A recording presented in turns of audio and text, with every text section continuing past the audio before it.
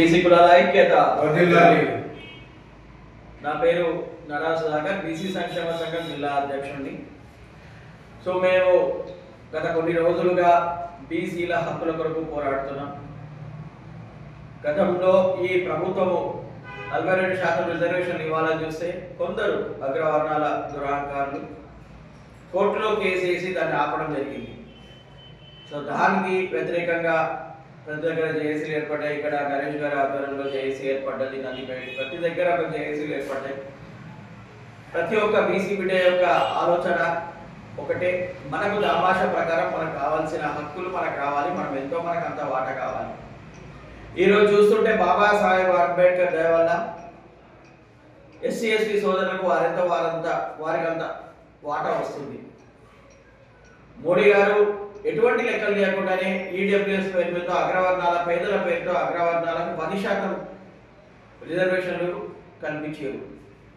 ఈనాడు మేము అటు SC ST సోదరులకే కానీ అగ్రవర్ణాల పేదలకు కానీ బీసీల ఎన్నడూ వ్యతిరేకం కాదు. కానీ ఈరోజు మన తెలంగాణ ప్రభుత్వం వచ్చిన తర్వాత లెక్కలు తీసి దాదాపు 56% బీసీలు ఉన్నారని తీసిన తర్వాత కామారెడ్డి డిక్లరేషన్ ప్రకారం రేవంత్ రెడ్డి గారు బీసీలు 42% రిజర్వేషన్లు ఇవ్వాలని చూస్తుంటే వారు ఆ 42% రిజర్వేషన్తో పంచాయతీ ఎన్నికలు కూడా చేయాలని ప్రయత్నం చేస్తుంటే మాధవరెడ్డి అనే ఒక దురహంకారి, బీసీల వ్యతిరేకి, బీసీల ద్రోహి అయిన మాధవరెడ్డి లాంటి వాళ్ళు ఈరోజు కోర్టుల కేసు మా రిజర్వేషన్లు ఆపి నోటికాడికి ముద్దలు కొట్టేసింది.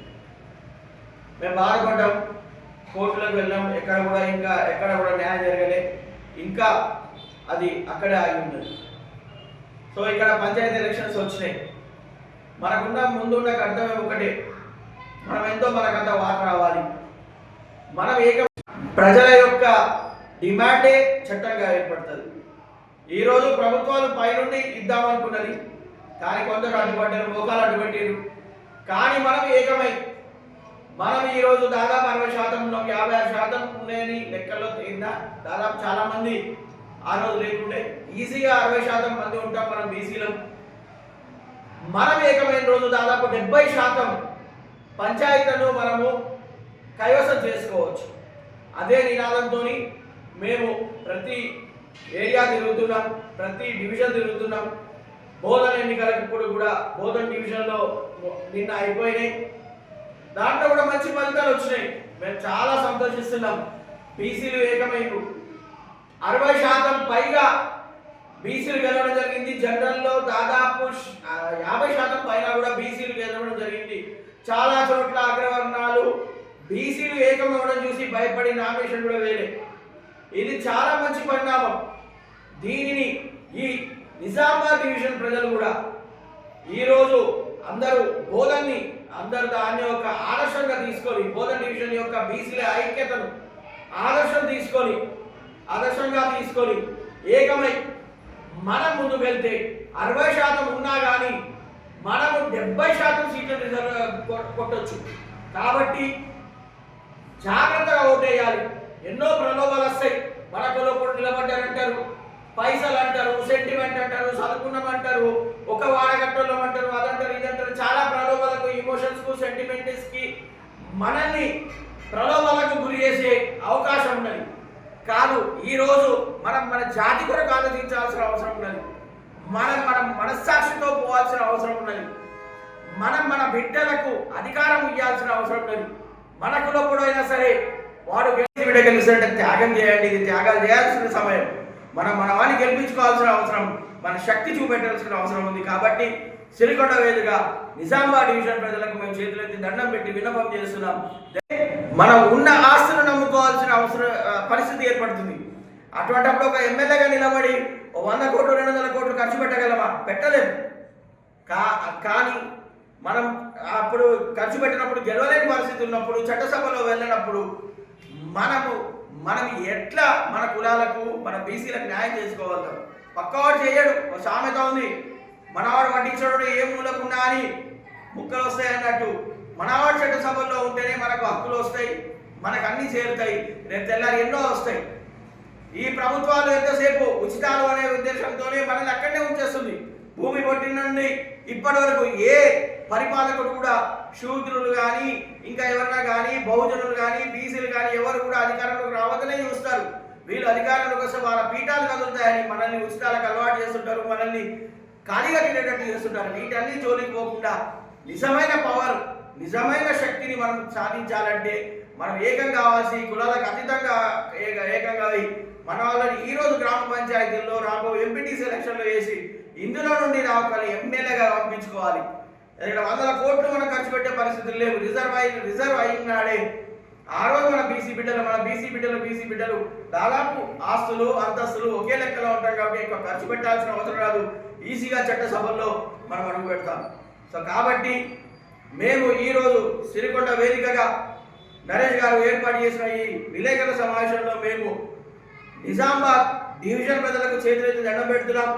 దయచేసి మీరు ఏ ప్రలోభాలకు లొంగకండి, ఎటువంటి సెంటిమెంట్లకు లొంగకండి, ఎటువంటి ఎమోషన్లకు లొంగకండి. చాలా విధాలుగా బ్లాక్మెయిల్ చేస్తుంటారు, మనల్ని సంజాయించే ప్రయత్నం చేస్తుంటారు. కానీ దేనికి లొంగకుండా మన బీసీ బిడ్డ, మన కులపోడు కాకపోయినా మన కులపోడు నిలబడ్డా, మన కులపోడు గెలవడు అని తెలిస్తే చాలు పెట్టి పక్కన బీసీ బిడ్డ గెలుస్తాడు అని గట్టిగా ఉంటే ఆ బీసీ బిడ్డను మనం ఆశీర్వదించాల్సిన తరుణం ఉన్నది. డబ్బులు మన దగ్గర లేవు. జనరల్ స్థానంలో ఫార్వర్డ్ క్యాస్ట్ వాళ్ళు డబ్బులు వాళ్ళు వాటిని గుమ్మరిస్తుంటారు. డబ్బులకు లొంగకండి. ఆ 1000 రూపాయలు 500కు మన జీవితం తాకట్టు పెట్టుకోవద్దు. ఈరోజు మనం పంచాయతీలో 60-70% సీట్లను మనం కళ్ళగొడితే రేపు చట్టసభలో ఎమ్మెల్యే ఎలక్షన్లో ఎంపీ ఎలక్షన్లో ప్రభుత్వాలు దిగి వస్తాయి. 50% మనకు కనీసం 42% రిజర్వేషన్లు ఇచ్చినా మనం ఆశ్చర్యపోనక్కర్లేదు. అక్కడ మనకు రావాలి, చట్టసభలో రావాలంటే మనం ఈరోజు పంచాయతీల్లో రాబో ఎంపీటీసీ ఎలక్షన్లో మనం ఏకం కావాలి. 60-70% సీట్లను గెలుచుకోవాల్సిన అవసరం ఉంది. చాలా మంది అంటుంటారు సర్పంచ్ ఎలక్షన్లలో ఎంపీటీసీ ఎలక్షన్లలో గెలిచినంత మాత్రాన ఏమవుతుంది, చట్టసభలో మనం ఉండాలి కదా. ఎస్, మనం చట్టసభలో పోవాలంటే మొదటి అడుగు ఇక్కడికి వెళ్ళి నాయకత్వ లక్షణాలు ఇక్కడికి వెళ్ళే మొదలైతే చాలా మంది సర్పంచ్ నుండి జడ్పీటీసీ నుండి ఎంపీటీసీ నుండి ముఖ్యమంత్రులు అయిన రోజులు ఉన్నాయి. ఇక్కడ మన లోపల నాయకత్వ లక్షణాలు వస్తే, మనము నాయకత్వం ఉంటే, మనం ముందు వెళ్తూ ఉంటే మనం రాబో తరంలో చట్టసభల్లో కూడా మనం అడుగు పెడతాం. ఎంత ఘోరమైన పరిస్థితి అంటే 120 స్థానాలు ఉంటే ఈరోజు మన అసెంబ్లీలో 100 కులాల బీసీ 100 కులాల పైన 100 కులాలు ఇప్పటివరకు అసెంబ్లీ గడపలు ఒక్కలేదు. ఎందుకంటే ఒకటి అవేర్నెస్ లేదు. మనం చట్టసభలో పోవాలి, మనం కూడా అధికారం చేపట్టాలనే ఒక ఆలోచన లేదు. ఆలోచన ఉన్నా కానీ కొట్లాడే డబ్బులు లేవు. ఈరోజు చూస్తున్నాం, మనం ఎన్నో ఉప ఎన్నికలను చూసినాం. పేపర్లలో అయితే వస్తున్నది 100 కోట్లు 200 కోట్లు ఖర్చు అవుతున్నాయి. బీసీలు ఖర్చు పెట్టే పరిస్థితిలో ఉన్నారా? ఒక సర్పంచ్ ఎన్నికలకు ఒక 20 సెంటిమెంట్లకు లొంగకుండా, ఎటువంటి ప్రలోభాలకు లొంగకుండా ఓటేసి అత్యధిక మెజార్టీతో గెలిపించాలని నిన్న బోధన్ డివిజన్లో రిజల్ట్ వచ్చింది. దాన్ని అందరూ కూడా ఆదర్శంగా తీసుకొని 60-70% బీసీ బిడ్డలను గెలిపించాలని మేము ఈ వేదిక ద్వారా విన్నపం చేస్తున్నాం. జై బీసీ, బీసీ కులాల ఐక్యత, చాలాల్సిన నాయకత్వం. జై బీసీ.